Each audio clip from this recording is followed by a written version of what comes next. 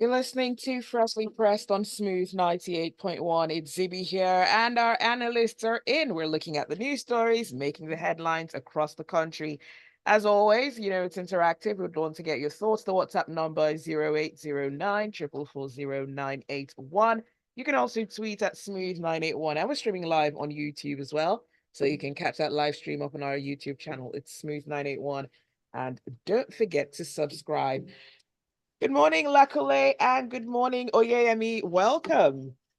Thank you so much, Zibby. Good morning, and good morning, Lagos. Lakunle, you're muted. Lakunle, you're muted. All right, we'll come to you shortly, but let's start off with the Daily Trust. The presidency last night described a statement of former Vice President Atiku Abubakar berating President Bola Ahmed Tinubu over the failure to resolve the security crisis in the country as reckless. Hear me? Yeah, so in a healthy democracy, the what we would say, the beauty of democracy is that freedom of speech that parties have. And I think a healthy democracy is one that entertains the opinions of the opposition, right? And enables, freedom in that regard. So it's not unusual. The candidate of the PDP party, Atiku Abubakar, has increasingly, shared opinions about different aspects of governance. The recent deal, crude for loan deal that was done earlier in the year for about $3.3 billion faced the same criticism, and the government had to issue a full statement, providing the information about the transaction. So I think it's a good thing where the opposition can give opinions. Is the president reckless? Is there a security emergency? Certainly about the security emergency, and that's something that I hope that both governments, both opposition, everyone is owning, seeking to resolve and not just, comment or criticize. The government has responded and said he's reckless, he's making statements that are unfounded. It's just, I don't know why we would sit on that, to be honest, because it's just evidence that our democracy is healthy. Let us focus on delivering true security, protection, economic value to the citizens, which is the core purpose of government. Yeah. All right. All right. Thank you for that, Oyeyemi. Lakunle, did you want to add something to that? Yes. So my thought is that there's a need to caution not just this government, maybe subsequent governments that would also witness, and everybody is interested that criticism is not hatred, or it is not shooting down any effort. It is just trying to add value or getting clarity of things. I think that the response or the language in which the response to the criticism was couched is unbecoming of a civil or civilized human. In government, we need to learn to use civil words. When you're also criticizing, we also need to learn to use civil words so that it can be seen for the value of what it is. Now, you leave the message, you attack the messenger. And that's what we see almost all the time. And at the end of the day, what all of us end up doing is we leave the important matter of the thing and we start chasing the little things in it. So I think that is an advice to both the government and the opposition to learn to couch their statements in a civil manner. All right. Now, some say there might be some hypocrisy on the part of the former vice president, considering the incident that happened with the late Deborah Yakubu a few years ago when she lost her life. He did come out and condemn the attacks, and then some people thought he shouldn't have. He went back and he deleted that comment. How does that compare to what is happening right now? Is it okay? I can speak on certain things, but I won't speak on others. Is that the case? So when it comes to this, I choose to rise above opinion and to focus on what's important. The truth about is we can political leaders always cherry pick. It's natural, right? They cherry pick what their priorities are. They speak to what they consider to be critical to their stakeholders, or in some cases, they choose to ignore for personal reasons or vested interest that, may not be apparent to the public. So cherry picking is not necessarily the issue. I know, and I think that we can say that that's not the priority, right? It is good. A good political leader would always have a fair opinion, would always speak from, a point of thought leadership, opinion leadership, trying to frame culture in a good way, right? With balance, right? And if he's failed that test, I'm sure many of our leaders will fail the same test all the time. Personally, I am very tired of opinions and drama and all of this space, the back and forth. I really want us to see palpable efforts towards true governance. The Nigerian is screaming for help. The average Nigerian is seeking expression, is seeking economic liberation, right? So sitting on the fence of opinion, who is saying what, is it right? I'm weary of that because that's not the core of governance. And they make the headlines too often, right? So many times when I just see them, I literally just have brain freeze. I'm like, again, we're focusing on what's not important, right? We need to get to the core of it, whether you're opposition, whether you're government.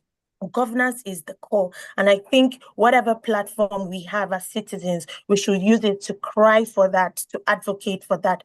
It's time to move on from the seat of name calling and all of that drama. Let us collaborate towards governance. Nigeria is on the precipice of is on the edge of so many risks, right? And we need to get off that lane to some form of balance. I hope that resolves your question. Okay, thank you for that, Oyeyemi. Let us know your thoughts. The WhatsApp number is 0809 4440981.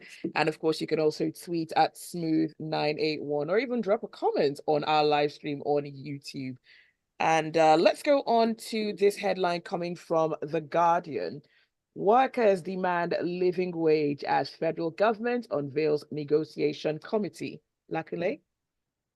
Right. So yesterday, the news came that the vice president representing the president inaugurated a 37-man committee. Right. The committee may ordinarily be more, it's ordinarily more than 37. Okay. So because there are 36 state governors, there are ministers from labor, productivity, finance. So already that's 39 people already. The secretary of federal government, that's 40 already. So I'm assuming that these 37 are members that are picked from other or from non-state representative, the organized private sector, and labor. Now, going through the story, a few people were quoted in the story, about 5 people, and for me, only 2 of the 5 made sense to me. Coincidentally, one of them, the Minister of State for Labor, Mrs. Oyeyemi, I hope I pronounced them correctly, said that it has to be done by April 1st. That means the second quarter of the year, which makes sense. Then the second person who says, look, we're looking at throwing money at people. We're not solving the real problem. What got us to this point is inflation. What got us to inflation is we are not producing, we are buying everything. What got us to buying everything is because we have this appetite for those things and so on and so forth. We have not solved that problem. If we give people 1 million naira and the bag of rice is 900,000 naira, what is the use of the 1 million naira you have given as minimum wage? Right, those are the 2 things that make sense. The other people were talking about we made 200,000 minimum wage before the removal of subsidy. We're going to go back to go and review it. So all those ones are not necessary conversations. I think that, yes, it's all right to think that 30,000 naira in today's Nigeria is nothing. It cannot take you anywhere. You cannot do anything. There's no how a person who earns 30,000 naira will not be motivated to steal if he has the opportunity to in government. So it is nowhere near what a human should earn, yes. But can we make things that, okay, in the last 1 year, can we reverse all the things that's happened to us in the last 1 year? Let's even assume that we cannot reverse it. Can we put a guarantee that things will not be this bad? And then we can then think about increasing the minimum wage. But if we keep throwing money at things, like that's always been my belief, my opinion about Nigeria since I became conscious that I'm a Nigerian, that we're very good at throwing money at everything. There's a problem here, you throw money at it. There's a problem there, you throw money at it. We're not digging deep. Even when we do dig deep to know what the problem is, we don't work towards solving that problem. We just throw money at it. And that's what I see we're doing with this minimum wage thing. And we need to be careful. Meanwhile, there is no money we are going to pay for this. We just spoke about oil for loan swap that we just did, right? We're borrowing money and we want to increase national minimum wage. Where are we going to find the money to fund it? The state governors that we're saying are going to be members of this committee. They will be members of the committee, but when it's time to pay, they will tell you they don't have money. They're also dependent on the federal government's handouts monthly. The local government people you are calling into it. The private sector people you are calling to it. How is their businesses doing that you want to force their hands into these things? So it goes back to the same thing, that the policies that governments will make, that will make private sector to thrive, that will make people to be able to do businesses and earn good money, that and government will also earn its own taxes and stuff, are the things that will solve this problem, not necessarily throwing money at people. And that's my opinion about it. And we think that our government should take a step back while they are working at this minimum wage, to also focus on writing all the things that have gone wrong with us in maybe the last 20, 25 years, particularly the last 8 years. All right, thank you, Lakunle. Let's go on some of the messages coming through. This one is from Izehi. Izehi says, common economic sense should tell people that only raising the minimum wage wouldn't have any positive long-term impact on the well-being of the common man. A country that doesn't export its own finished goods to boost its balance of trade position would continue to sink. And this one is from Zeno from Ipaja. Zeno says, call the statement of former Vice President reckless. Is what he said true? Yes, stay in the country and fix the issues bedeviling the country, Mr. President. Abbas says, constructive criticism is not wrong, but when the criticism is just destructive and more of an attack, then it becomes a thing for concern. The former Vice President and Mr. Obi choose what to give their energy to.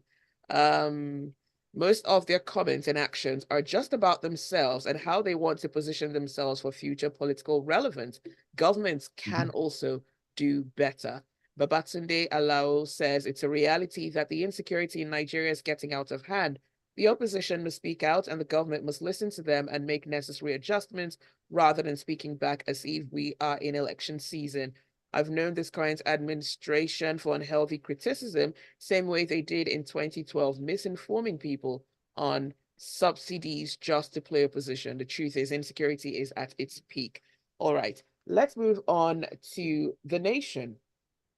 Tinubu condemns killings of traditional rulers, kidnapping of pupils in Ekiti. This, as you said, or as that comment we just read said, insecurity is at its peak. It's really sad what's going on. Traditional rulers on Monday were going from a meeting, and then they get waylaid by what is suspected to be herdsmen, and they're killed, right?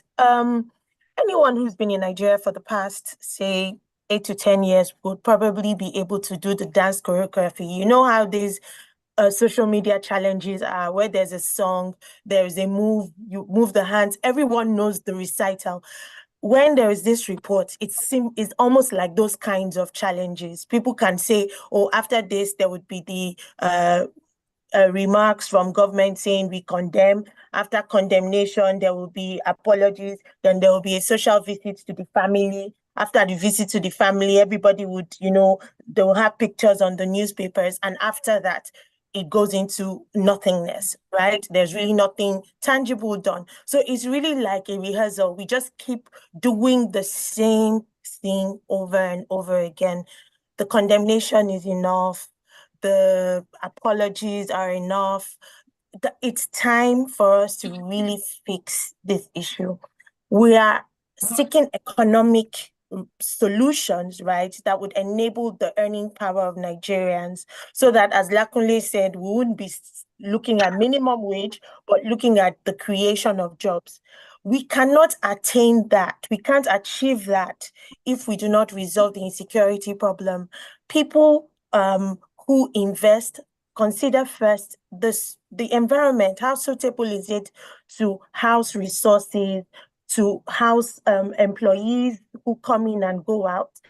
So if insecurity is at the core of the issues that we have, we're not making any progress. It's 10 steps backward with just one step forward. So even if we get loans, we get investment, we create jobs, if the environment is insecure, no progress has been made. So we're spending a lot. That's number one on security. But there's no accountability. I don't think the level of accountability is sufficient. I don't think our security system is well resourced.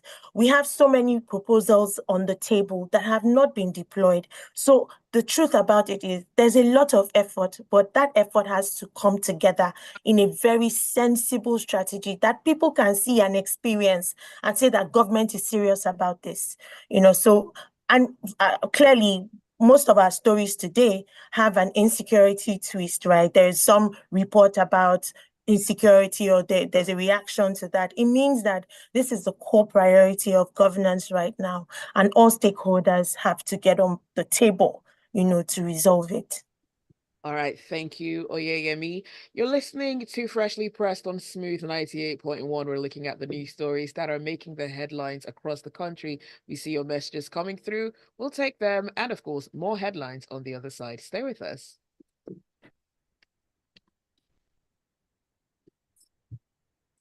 Everything is about insecurity. It's not going away.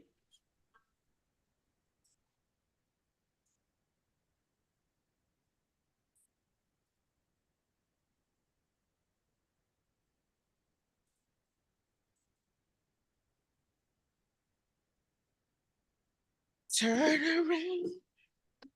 Welcome back.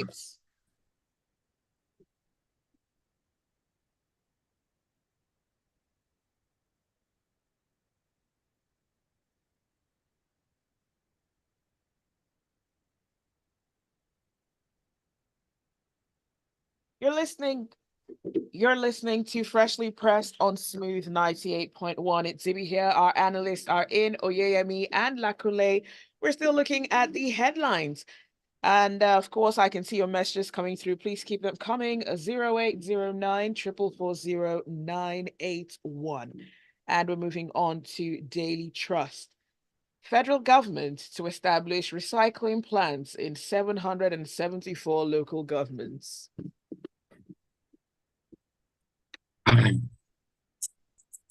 Sometimes you see some of these things that government say they want to do, and you ask yourself, what is the value? What's the value they are seeing in it? From where I sit, why is the federal government getting involved in waste management? It is ordinarily a local government function. Maybe the minister was misquoted. Maybe it's a proposal to local governments to say, look, all local governments establish one, and will provide you any support that we can or we may. Maybe that's what the minister said, not that the federal government will establish recycling plants in 77 all the local governments in Nigeria. Pray. How many local governments in Nigeria generate enough waste to justify the cost of establishing a recycling plants in them? for the sake of not sounding anyhow with it, I would try not to mention local governments at all. But the thing about it is that the things that we need to do, like I said, I've always maintained about recycling and waste management.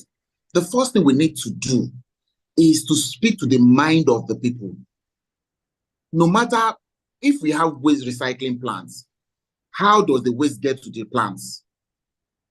We start with the basic minimum to speak to the mind of the people. This is how to manage your waste in your house. Have 5 bags, have 3 bags, put perishable, put plastic, put glass. Somebody will come and pick it out. There are many organizations today in Nigeria, private, civil organizations, who are doing all that already. Instead of government investing itself in establishing recycling plants, why don't they just provide support for these civil society organizations, for profit organizations who are already involved in these things? Why don't they provide support for local government to establish these things? It costs less. It costs less in terms of money, in terms of energy, in terms of everything for the federal government to do. I don't see a need, say, for example, let me just be random with the local government in Nigeria, for example. I don't see a need to spend, say, 100 million naira to establish a recycling plant in a local government, say, in Benue State, for example. Apologies to people of Benue State who are listening to us, where we know that the number of people who live in that local government are not up to 500,000. So what's the point of spending 100 million to put a recycling plant in a local government where they don't have up to 500,000 people? So those are the little things that we need to look at. So like I said, maybe the minister was misquoted in this report, but we'll just leave it for the benefit of the doubt that is not what he said. But if this is what he said, I'm sorry, this is not what a federal government of Nigeria in particular should be doing. Recycling plants, 74 local governments in Nigeria. Please, we need something more to spend the money on. All right, thank you, Lakunle. Going on to the messages. This one is from Shola. Shola says, what Atiku said is what other people should support. Even the $3 billion said to have been taken to stabilize the Naira, yet the Naira is on a free fall. We should all add our voices to that of Atiku. We should even commend him. Since the Senate that should be checking the executive has gone to sleep, Atiku is being responsible and should be commended. Others should also lend their voices and ask questions. Ajayi says, for the presidency to describe the criticism of the former VP on the security situation as reckless, is playing cheap politics.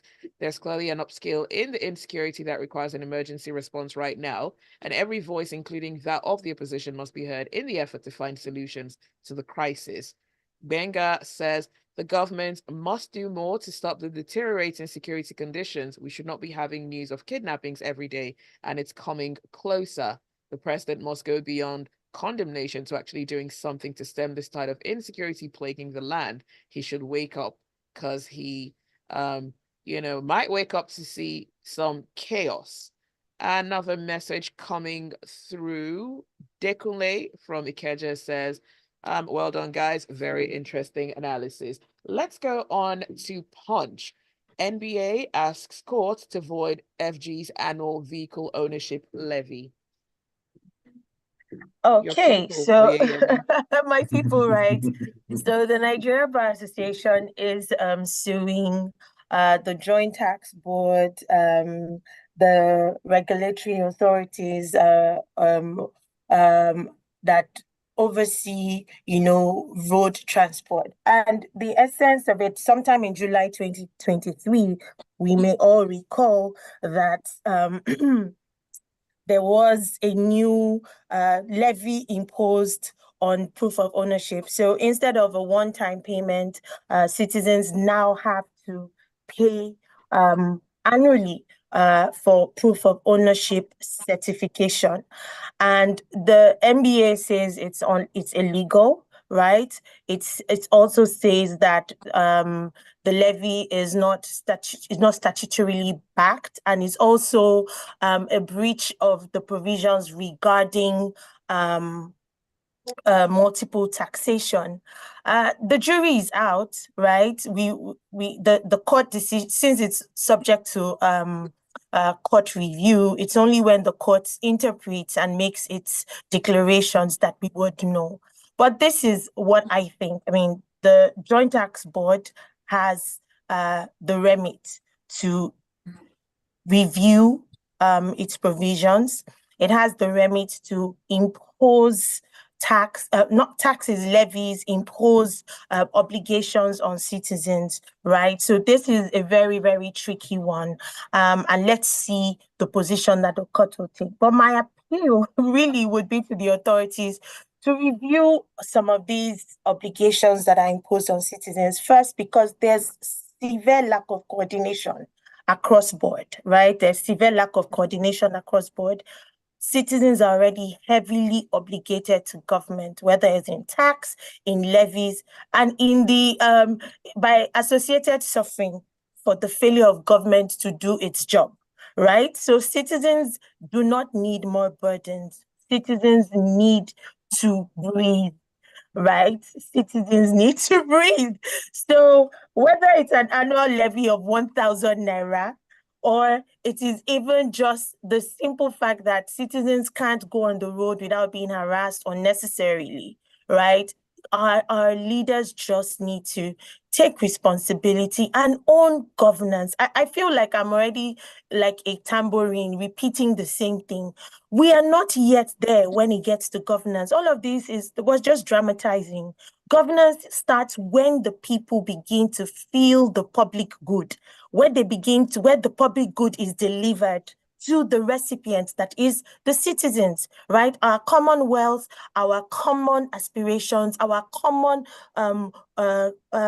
obligations have been vested in government, not for drama, but for benefit of the people, right? And if citizens are crying, there should be a heart somewhere that listens, and it's government. So this is the public appeal to anyone in any public office. Please work towards making the Nigerians' life better. We have nowhere to go. This nation must be built.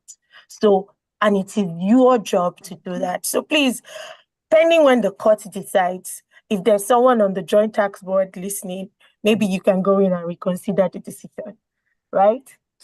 And that's all I will say. Quickly, can I just say something here?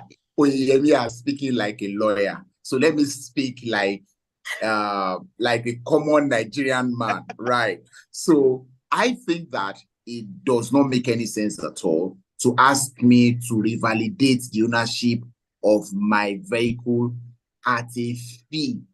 If I bought a car, I had gone through all the processes of registration. I had done the registration, I had done the roadworthiness, even for a new car now that they hold us ransom to do, even though the law says a new car does not have to do that for the first 3 years or something. I've also done, what's that one? There's new one now that the police collects 5,000. They call it ECMR, electronic something. I've done everything that I need to do. And now, you now tell me that I have to revalidate the ownership. I do the registration every year. If I do the registration every year, does it not presuppose that I'm still in custody of the car and it's still my own? The certificate of ownership I got the first time is valid? In the first instance, why do I need to validate that I am the owner of a car that I bought, that I presented the receipts for buying, for registration? Why do I need to? What other proof of ownership do I need other than those two that I now have to revalidate every year? I think that it does not speak, it's not consistent with common sense. That's what I would say. Yes, the law says that the JTB can impose taxes and other. So my own is that they should go and look at themselves and make a difference and rethink that thing. It is not right. All right, let's go on to the messages. Babatunde says recycling plants. It's obvious we don't have direction with the government when the world is looking at electronic vehicles owing to the fact that they have sustainable energy. But what do we have? I don't think the government is prepared. A project for a local government has now become a federal government task. Ken Ihetuji says a condemning government, but not a redeeming government. And JP says, the policy driving our nation needs to be questioned. Why is a minister talking recycling plans? It's at best a state-level initiative, as personally, I think the local government structure has been strangled. We must begin with the end in mind. Sadly, with security, it's just rhetoric by the presidency and legislative arms. James says, recycling plans just goes to show how bereft of ideas the people in government really are. That is all the time that we have for Freshly Pressed this morning. Thank you for listening. Thanks for your messages. And of course, special thanks to our analysts for being with us this morning, Oyeyemi and Lakunle. Thank you very much, Thank Lagos. you. Thank you, Zibby. Thank you, you. Oyeyemi. Good to see you. Thank you, Zibby. See you next week. Indeed.